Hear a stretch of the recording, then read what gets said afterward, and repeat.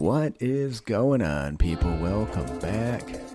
Johnny here, and we are going to follow up some additional adventures of Gotrik and his ever-expanding crew of peeps. You can see in this one, the hold expands. We start widening hallways, making some sensible spaces, bigger bedrooms. No more security, which is getting to be a problem, but we will get there. Anyways, to pick up, here we go. You can see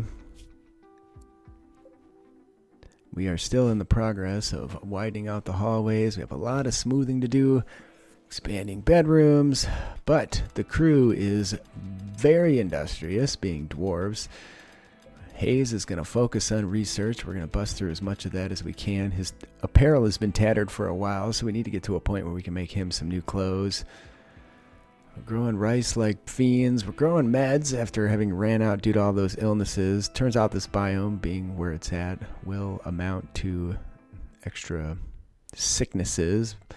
So Hayes' spell to cure disease is going to be most useful. Sadly, it can only be cast on a rare occasion, but we're mining in the south to expand out some proper hallways. I want to get rooms for storage and a dedicated room for doing tailoring down there, as well as extra bedroom space.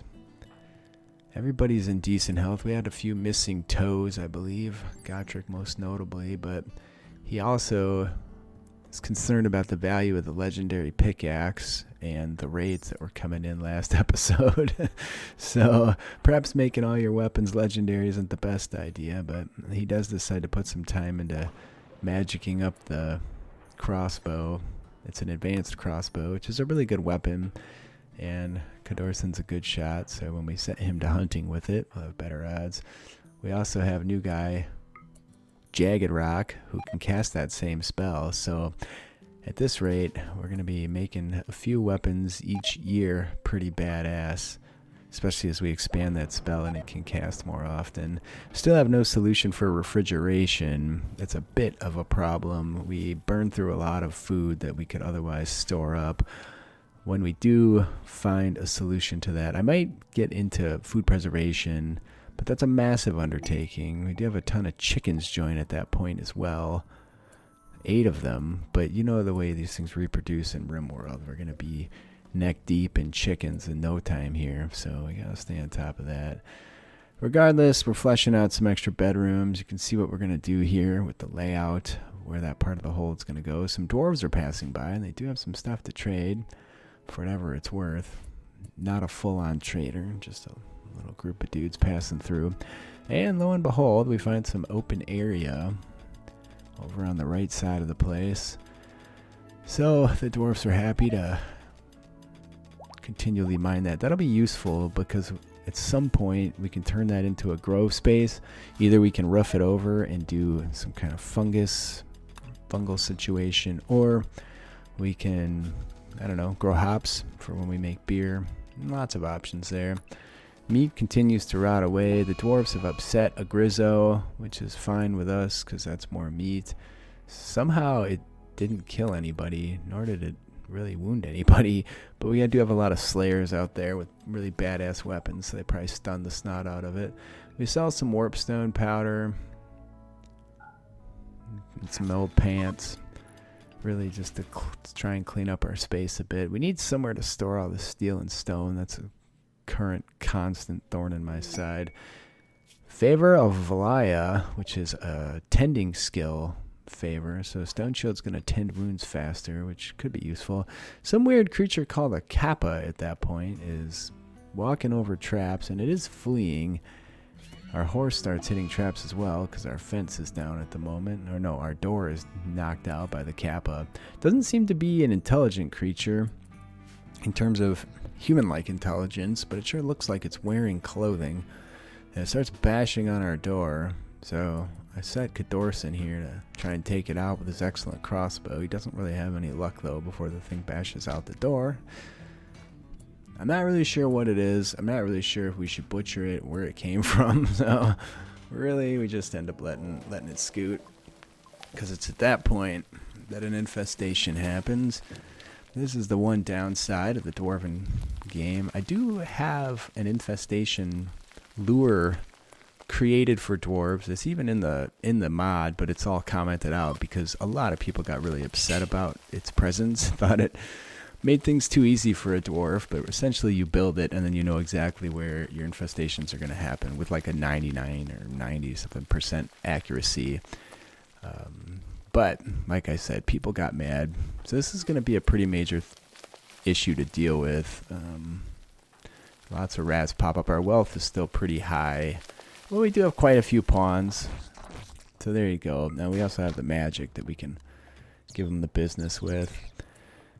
And yeah, you know they're going to go around, which is why I sent pawns to each side as well. It would be nice to have doors around to funnel them, but then someone's got to actually be able to get over there and close those doors.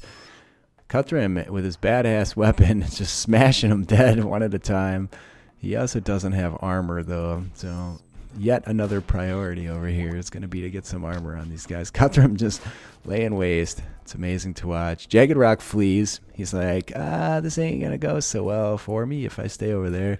So we send Hayes to assist with his spell that makes dudes fall down. There you go, and it takes out a few of them. Cadorson, while he's using his crossbow, gets jacked from behind by a large rat. Giant rat, if you will. Cutrim is on the cusp of getting his arse kicked really bad over there finally. Again, no armor. The rats may have some degree of armor, I don't remember. So we have to send Gotrik over to help out. Meanwhile, though, most of the foes are down. The main priority is going to be getting our own people safe and sound. Hayes has still got magic queued up, being that some of his spells have already refreshed. Fortunately, when I wrote up those spells, I made it so that the ones that were direct damage missile type spells would refresh rather frequently. It's similar to, you know, if they're firing a gun, those guns cool down and warm up quick so that they're constantly able to shoot them. But anyways, we're going to send Jagged Rock down. We also have some people to finish off, and by people I mean rat men. So I will say we do forget to do that and have to chase them down later, but when they wake up, they're no longer thinking about killing us. They're thinking about getting the hell out of here. Our horses continue to wander away too. It's just not a lot we could do with that in the middle of a battle here. So regardless, we get all the Skaven dealt with, as well as their little crappy tunnels that they showed up with. And we do end up having to chase the two down that stand back up. They were fully uninjured, but Gotrik deals with them with no issue, considering he's got a really awesome weapon to do so with. Now, moving right along, the area where we're keeping carcasses fills up again pretty quick. We have to. I thought I bought a flame cannon, or a flame gun, but thus far I'm unable to see where the hell it ended up. And some Skaven show up to attack at that point, which is no bueno. Unfortunately, they are going to spend some time preparing for the battle, whatever the hell that means. But that gives us time to at least get our doors rebuilt. And the Skaven choose an interesting place to stand. I think I'm going to prioritize making some war machines. If we could drop bombs on these fools. There are a few wizards in the batch. If I see a wizard, or really anybody that doesn't get wiped out, that has good stats, we're going to take them on. This isn't necessarily a dedicated Warhammer playthrough. We're just theming it in that direction in terms of what we're using. This is a really awesome quest, but it does involve making 30 knives and caravanning. So it'd be nice to have those. There's no real raising ground necessary because we don't have a lot of water around, but Zone of Fertility would be pretty awesome for our food growth. We could dramatically speed that up. So here come the Skaven. They come piling in. And needless to say, there's not nearly enough traps, especially being that they're made out of wood and don't do as much damage to deal with them. We're also still pretty well injured from previous issues with Skaven right inside of our own place. But we're going to focus on the wizards to avoid any death to our own people. And Hayes has just the solution for that. The first one anyway. The second one comes creeping in. Now Krat over there casts Armor of Darkness, making himself immune to any shooting, although we break it right away because it hasn't had time to charge up. Cutrim has gone down, stabbed by a dirty knife. He was already well injured from before, and We're going to do the claw on Krat. We're trying to drop that wizard for whatever it's worth. We're going to have to send Jagged Rock in too, despite his injuries. Krat is pretty much the toughest dude on the planet. I've never seen a rat man stand up to so much abuse. He took every hit from that one spell that shoots multiple times. We do have the snare left, so we can drop a few of them that way. It would be a good way to capture a wizard. This guy must have a tough trait. That's the only thing I can imagine. We are shooting our own guys. Brunder takes some friendly fire. The Skaven are lobbing rocks into the fray. And Gotrik is swarmed by 2 people, which is not going to end well. He does have decent armor on. They do seem to be missing a lot. Brunder goes down, and Jagged Rock doesn't seem like he's going to be too far behind, and there he goes as well. The Skaven at the gate bashes the gate down. He's going to allow our critters out. And finally, they're fleeing. We're going to see if we can use Cadorson to drop Krat. The guy looks like he's at death's door, but he's still holding on. Gotrik manages to drop his 2 foes, and it's focus on rescue at this point. We have a few guys that are going to die in 7 or 8 hours, depending on the guy. So we need to get busy on that. It's not as important to kill Krat as it is to rescue our guys. It's just going to have to be another grudge in the Book of Grudges. We leave Cadorson outside for some god-awful reason while we all come in.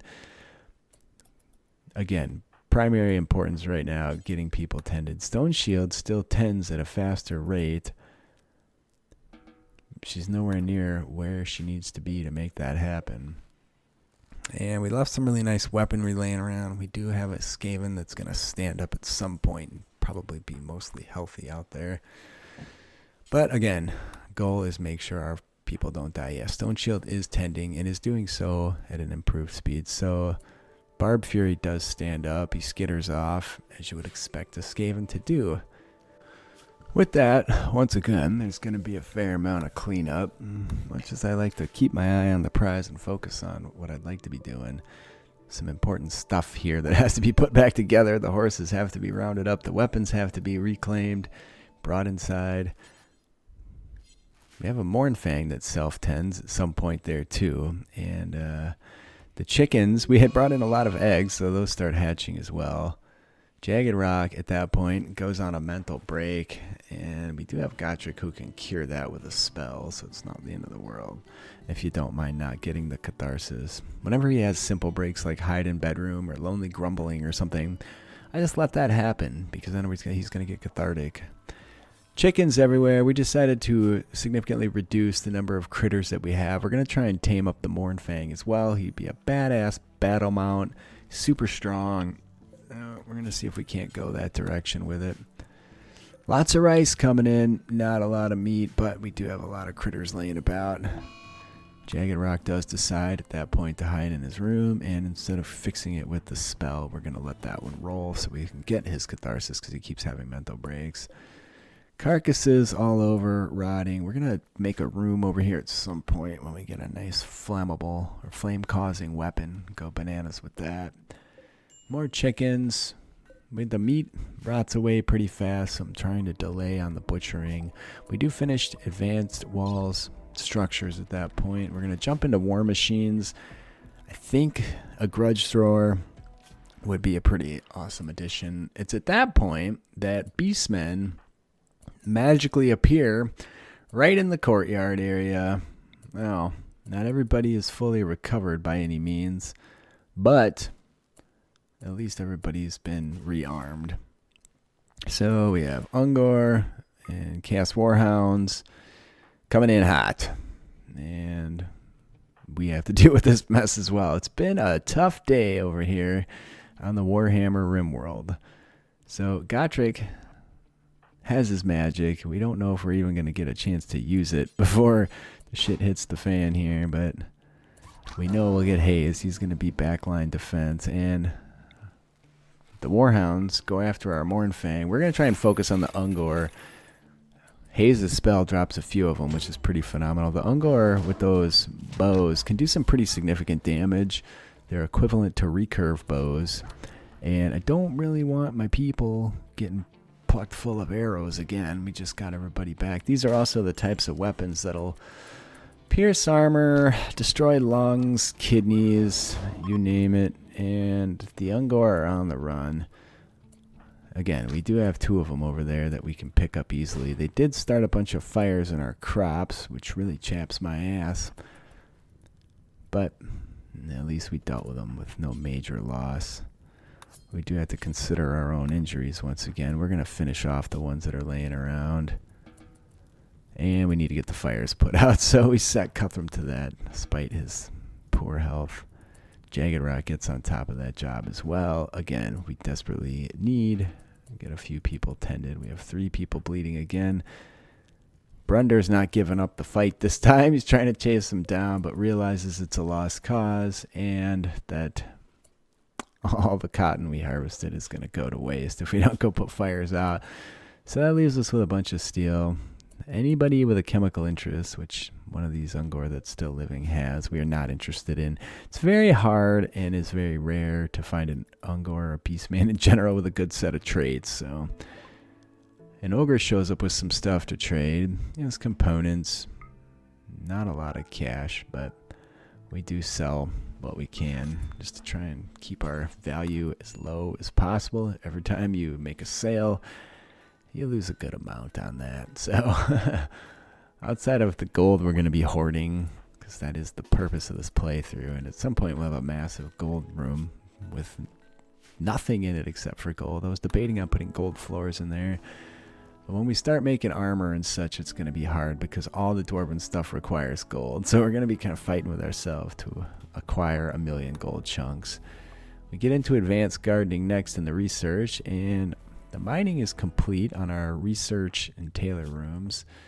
Our people sit around talking and recreating. Most everybody's healed up. Most of our meat's rotting away. Again, if we could just get an Ogre.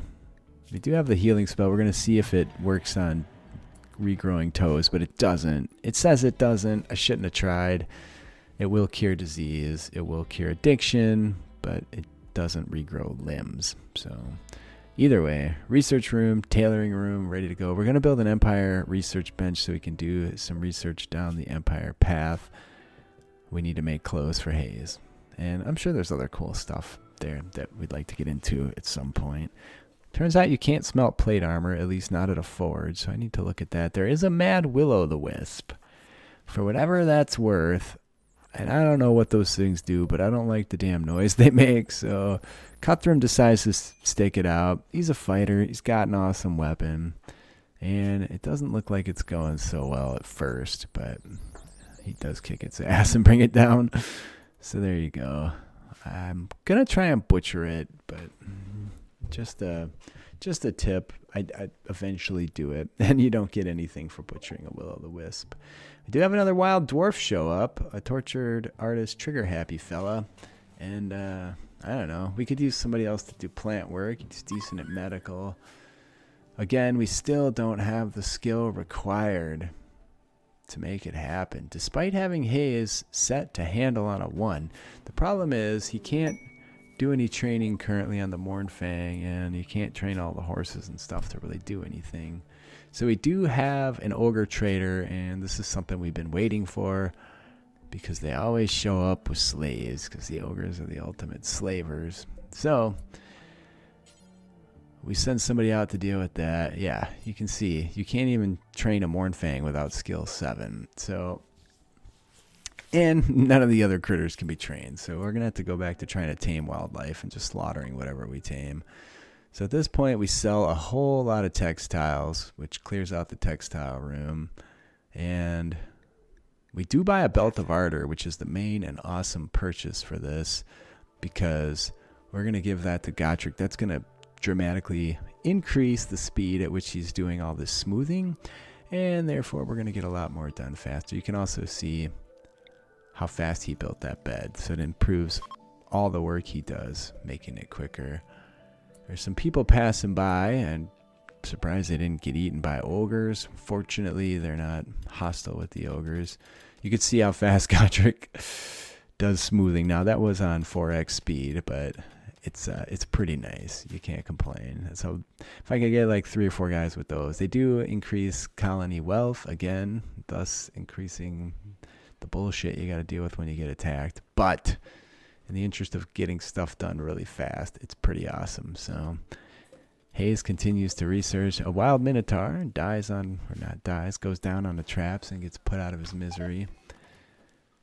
And stuff continues to rot away. When we do get some form of food preservation, it'd be nice if we could actually just freeze shit somehow, aka a magical freezing statue.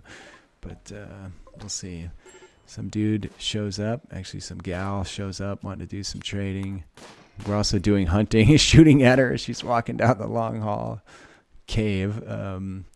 But we sell her some stuff that we took off the Skaven. Doesn't have anything we want to purchase, but at least we cleared out some crap we didn't need or want. It's also dangerous to keep warpstone powder around, because if anybody starts taking it, it's going to be a pretty quick addiction and a big bunch of issue. We have a social fight between Stone Shield and Brunder, which is not cool considering we've taken enough injuries in the last quadrant. What do they call it here? It's RimWorld crap. Either way, it's been a fine day. That's going to be it for today, guys. Leave me a comment. Leave me a like. I read them all. I respond. I love you. I appreciate it all. Things have come quite a bit of a ways. We did buy, at some point, Blackstone and Hyena there from those Ogres, as well as the Belt of Ardor. So while I leaned on the Belt of Ardor, we did get 2 new pawns, one of which was a human. But either way, next time, folks, I love you all.